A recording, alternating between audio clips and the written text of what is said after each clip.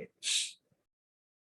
Okay बेटा, हमने ये चीज कर ली कि angular momentum of electron in an orbital कैसे निकालेंगे, क्या क्या क्वेश्चंस बनते हैं। अब आप देखिए ये वाली डायग्राम, ठीक है। इस डायग्राम को देखेंगे तो आपको क्या समझ में आ रहा है। इस डायग्राम को देखेंगे तो 1s 2s मतलब 2 शेल हो गए, 3s है ना, तो 1s 2s 3s 3 चीजें आ गई। अब इसके बीच में मुझे ये नहीं बताना है कि फर्स्ट शेल सेकंड शेल, ये नहीं बताना है। आप यहाँ पे देखो मैंने एक हेडिंग डाला है नोड। नोड बोलिए या नोडल प्लेन बोलिए, एक ही बात है। मतलब इसको नोट नहीं करना बेटा कॉपी में, बस इसको देखो, जहां पे नोट करना होगा मैं बताऊंगा क्या नोट करना है। यानी जो हमारा टॉपिक है, टॉपिक का नाम है हमारा नोड। नोड बोलिए, नोड्स बोलिए, और इसको हम एक और नाम से जानते हैं, nodal plane, also known by the name of nodal plane. अब ये नोड है क्या, अगर आप ध्यान से देखें तो आपको समझ में आ गया होगा अब तक। क्या क्या होता है, जैसे एक एटम होता है, ठीक है जी। तो एटम में एक न्यूक्लियस होता है, न्यूक्लियस के बाद एक पहला शेल आता है, फिर हमारे पास दूसरा शेल आता है, तीसरा शेल आएगा, सो ऑन। तो ये जो शेल के बीच में जो गैप दिख रहा है ना आपको, खाली गैप जहां पे इलेक्ट्रॉन नहीं मिलेगा, इसे नोड या नोडल प्लेन बोलते हैं। तो कोई आपसे पूछ ले व्हाट इज नोड, बेटा आपने लिखना नहीं है अभी, मैंने आगे सब लिखा हुआ है, वहां से नोट करेंगे।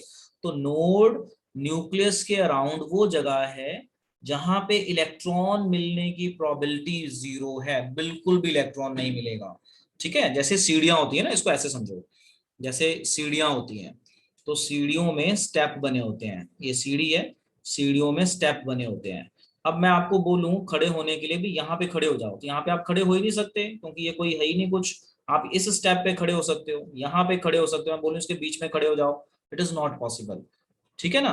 तो इसी तरह से इलेक्ट्रॉन मिलने की एक पर्टिकुलर जगह है, और जो बीच में खाली जगह है वहां पे इलेक्ट्रॉन नहीं मिलेगा, उस खाली जगह को हमने नाम दे दिया नोड। इसको नोट नहीं करना।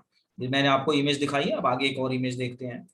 अब देखो ये इमेज, अब देखो ये जो स्क्रूडिंजर इक्वेशन थी ना, ये वहां से लेके रिलेट किया हुआ है, तो इसको हमें नहीं चाहिए, ये मैंने यहाँ पे जस्ट रिलेट करने के लिए डाला हुआ है। अब आप यहाँ देखो, ये है आपका 1s, न्यूक्लियस के पास इलेक्ट्रॉन मिलने की, है ना, तो सफेरिकल डिजाइन में मिलता है, तो सफेरिकल। अब 2s, 2s का देखो ऐसे बीच में खाली जगह दिख रही है, 3s, इसको 3 डायमेंशनल इमेजिन करना चाहते हो तो ऐसे इमेजिन करो बॉल की तरह, ये बॉल, बॉल के अंदर एक बॉल, बॉल के अंदर एक बॉल, इस तरह से इमेजिन कर लो। इसको भी ड्रॉ नहीं करना है, जस्ट कीप इन माइंड ये सारा स्क्रूडिंजर इक्वेशन से है। अगर आपको याद हो तो साई स्क्वायर बाय आर ये वहीं से आया है फॉर्मूला, तो इसकी हमें कुछ नहीं चाहिए, हायर क्लासेस में आपको थोड़ा सा ये बताएंगे, तो ये हमें नहीं चाहिए। तो जस्ट टेक केयर कि 3D आप कैसे इमेजिन कर सकते हो।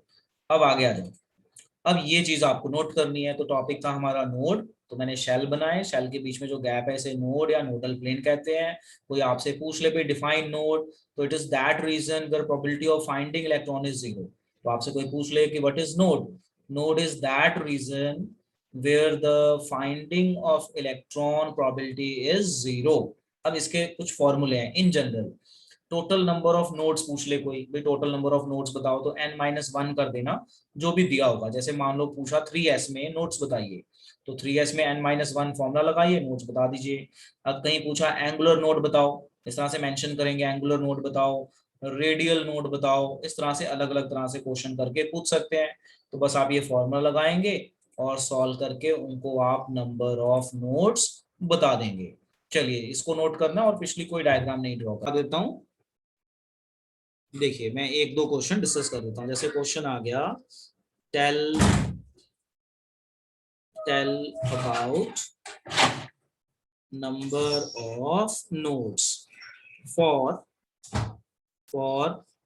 n is equal to 4, for a part n is equal to 4, b part 3s, and आपसे पूछ लेते हैं, लेटर से एक एग्जांपल लेते हैं हम, 2p ले लेते हैं, लेट्स सी 2p। अलग अलग आ सकता है। अगर सिर्फ n इज इक्वल टू 4 दिया है तो बस आप ये वाला फॉर्मूला लगाएंगे, नोड्स बताना है। तो आप देखो क्या क्या बता सकते हो, एंगुलर नोड भी बता सकते हो, रेडियल नोड भी बता सकते हो। बट अगर सिर्फ n इज इक्वल टू 4 दिया है तो इसमें तो l वाला कोई भी फॉर्मूला लग नहीं सकता, तो आप सिर्फ नोड्स बता सकते हो। तो पहले का आंसर आएगा सिर्फ a is equal to n-1, nodes is equal to n-1, node is equal to n-1, तो ये हो जाएगा आपका 4 - 1, आंसर आ गया 3। अब इसका बी पार्ट आ जाओ, बी पार्ट है 3s, तो 3s में अगर सिर्फ नोड पूछेंगे तो आप ये फॉर्मूला लगा के सिर्फ 3 वाले से नोड बता दो। एंगुलर नोड बताएंगे तो 0, क्योंकि एल की वैल्यू 0 है तो एंगुलर नोड। रेडियल नोड बताना है, जैसे इसने तो नोड पूछा है ना, तो हमने सारे ही नोड बता दिए। जैसे यहाँ पे सिर्फ N4 था तो सिर्फ नोड बता सकते हो, बट 3s लिखा हो, 2p लिखा हो, साथ में L की वैल्यू दी हो, तो आप ये तीनों की तीनों चीजें बता सकते हो। तो आप जैसे मान लो रेडियल नोड देख लो, आपको आइडिया लग गया। अब यहाँ पे एंगुलर नोड बताना है, नोड का तो मैंने बता दिया कैसे निकालना है। अब मान लो आपने एंगुलर नोड बताना है, तो एंगुलर नोड का फॉर्मूला क्या है, L, तो ये 0 हो गया, S मतलब 0। अच्छा, अगर आपने बताना है रेडियल नोड, तो बस फॉर्मूले का कमाल है। रेडियल नोड, तो रेडियल नोड होता है n minus L minus one. बताओ n कितना है 3s के लिए, बोलो कितना, बोलो। 3। l कितना हो जाएगा 3s के लिए, 0 माइनस वन, तो कितने आए 2। तो आई गैस अब आपको आइडिया लग गया कैसे सॉल्व करना है। चलिए नोट कर लीजिए, इट इज अगेन इंपॉर्टेंट। ये स्कूल लेवल पे भी पूछ लेते हैं, ये आपके बुक में भी दिया हुआ है, that is this is important. तो आप देखिए मैंने सारा नहीं सॉल्व किया, यहाँ पे मैंने 4 का बताया, 3s का बताया, इसका करोगे ना रेडियल नोड, तो फॉर्मूला लगाओ ये वाला। तो n की 2 है वैल्यू, 1 माइनस वन, 2 2 0 हो जाएगा। चलो अब आगे चलते हैं।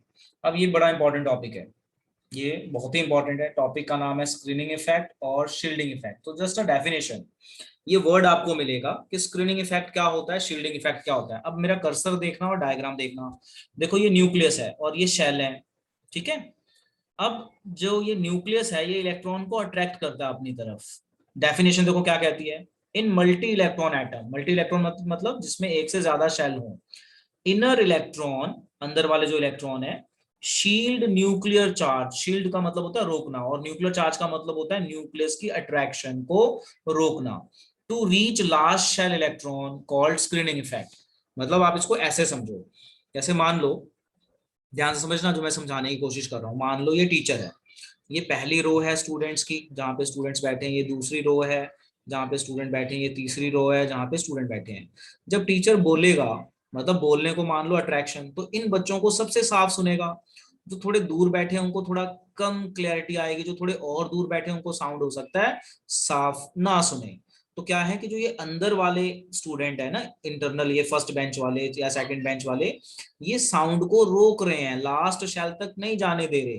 तो साउंड यहीं पे रुक रही है, इसी कंसेप्ट को कहते हैं स्क्रीनिंग इफेक्ट। अब हम इसको अगर इलेक्ट्रॉन की फॉर्म में समझें तो इस तरह से समझो कि ये न्यूक्लियस है, ये पहला शेल है, ये दूसरा शेल है, ये तीसरा शेल है, ये चौथा शेल है, तो मान लो ये लास्ट शेल है। तो जो ये अंदर के इलेक्ट्रॉन होंगे, ये न्यूक्लियस की अट्रैक्शन, न्यूक्लियर चार्ज का मतलब होता है न्यूक्लियस की अट्रैक्शन को यहीं पे रोकेंगे।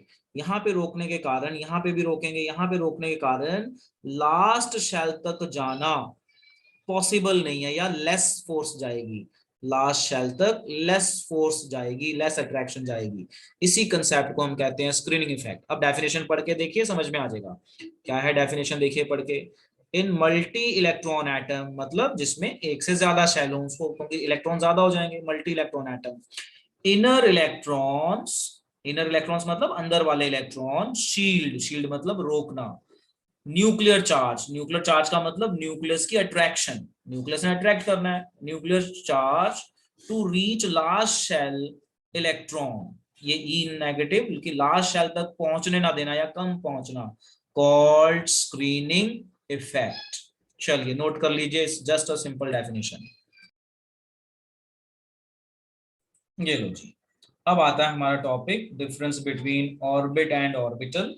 तो ये डिफरेंस का आप बेटे स्क्रीनशॉट ले लीजिए, ये आसान है। अब आपको पता है ऑर्बिट क्या होता है और ऑर्बिटल क्या होता है। ऑर्बिटल, दो एक बार मैं रीडिंग कर देता हूँ, आप स्क्रीनशॉट ले लीजिए, आराम से लिखना। Orbit, orbits represent planar motion, मतलब अगर आपको याद हो तो शेल हो गया, यहाँ पे मैं दिखा देता हूँ। जैसे ये न्यूक्लियस है, तो ये हो गए शेल। तो शेल को अगर आप देखो तो वो ऑर्बिट है, शेल के अंदर भी जगहें हैं, वो ऑर्बिटल है। शेल के अंदर जो थ्री डी जैसे आपका रूम बाहर से एक बिल्डिंग की लगता है, अंदर देखोगे तो जगह है, जो जगह इज ऑर्बिटल। सो इस तरह से आप समझ सकते हो। The orbital represent three dimensional motion of electron. अब आपको आइडिया लग गया, they are circular in shape, ये सर्कुलर है। ऑर्बिटल हम पढ़ के आए, एस स्फेरिकल है, पी डंबल है, इनकी शेप अलग है। It is well defined path that revolve electron follow around the nucleus. एक ये circular path है जहाँ पे इलेक्ट्रॉन करता है flow. It is simply a region or space around the nucleus where electron is present. तो इलेक्ट्रॉन कहाँ कहाँ present हो सकता है 3D में. The orbital theory does not satisfy Heisenberg's uncertainty principle. अब ये जो ऑर्बिटल है ये हिजनबर्ग अनसर्टेनिटी प्रिंसिपल को ओबे नहीं करता, क्योंकि वो कहता है हम बता नहीं सकते इलेक्ट्रॉन कहाँ है एग्जैक्टली, बट ये कह रहा है कि भी यहाँ पे घूमता है, ठीक है। और ऑर्बिटल जो है हिजनबर्ग के हिसाब से कह रहा है कि यहाँ पे प्रोबेबिलिटी है, एक स्ट्रक्चर बना के दे देता है, इसने ये फिक्स बता दिया कि यहीं पे है, तो ये पॉइंट याद रख लेना। शेल ऑर्बिट बोलिए, शेल बोलिए, can accommodate maximum of 2n² electron and N orbital can have 2 electron only, N orbital can have maximum of 2 electron. The planar motion of electron can be designated at KLMN, और ये 3D motion है SPDF orbital. तो आपने देखा बहुत ही simple अपना difference है, और ये डिफरेंस बेटा स्कूल लेवल में बहुत पूछा जाता है, very very important. Generally paper में 2 मार्क्स में आ जाता है, भाई give difference between orbit and orbital, तो you can learn this 5 differences. इसका स्क्रीनशॉट ले लीजिए बेटा। तो ये मैंने थोड़ा जल्दी जल्दी पढ़ के बता दिया क्योंकि ऑलरेडी यू नो नाउ, तो आप इसको आराम से पढ़ना, घर पे नोट्स बनाना, याद हो जाएगा, इजी है। अब आ जाइए यहाँ पे, ये बड़ा इंपॉर्टेंट टॉपिक है। जैसे मैंने आपको बताया कि आज मैंने चैप्टर खत्म कर देना है, तो हम खत्म करने के मतलब हो गया एक तरह से, अब प्रैक्टिस रह जाएगी, वो हम धीरे धीरे करेंगे। अब देखो टॉपिक का नाम है हमारा पैरामैग्नेटिक सब्सटेंस।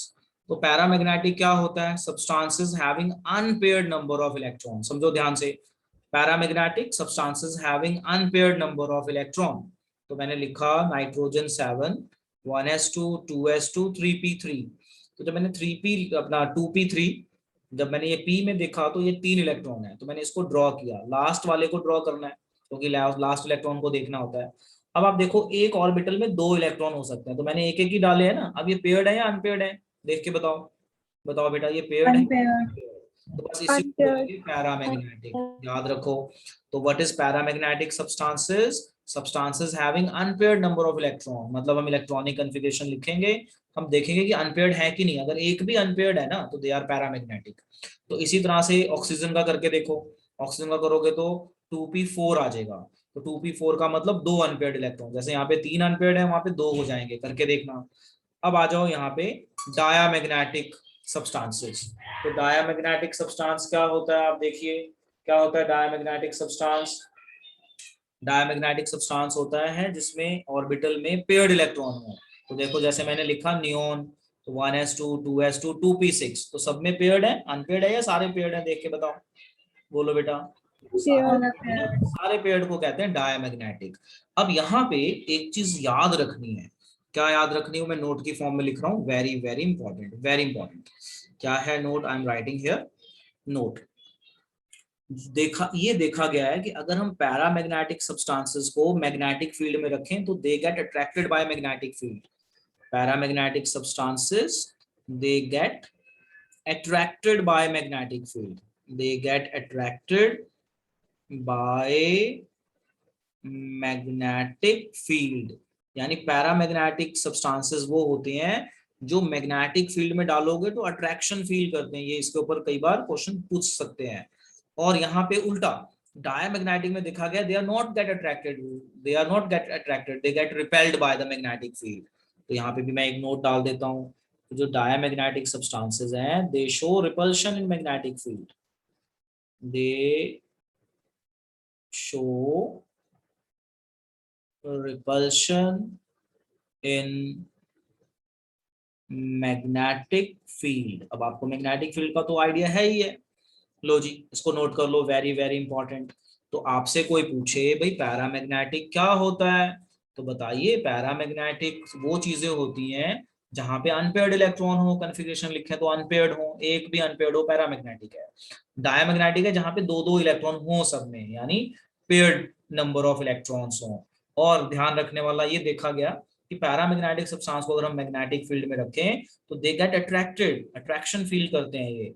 अगर डायमैग्नेटिक को रखें तो वहां देखा गया रिपल्शन होती है, क्योंकि इलेक्ट्रॉन सारे पेयर्ड हैं तो अट्रैक्शन नहीं हो रही, रिपल्शन हो रही है। So just learn it and note it down से रिलेटेड। ओके बेटा अब हम करते हैं क्वेश्चन। लो जी ये रहा question, so let's do this question. तो मैं इसको करता हूँ और इसमें मैं हेल्प लूंगा किसकी, माहिर की हेल्प लूंगा, सान्या की हेल्प लूंगा और अमरप्रीत की हेल्प लूंगा। अनम्यूट हो जाइए, वन बाय वन हम करेंगे। क्वेश्चन है indicate number of unpaired electron. मैं थोड़ी थोड़ी हेल्प करता हूँ।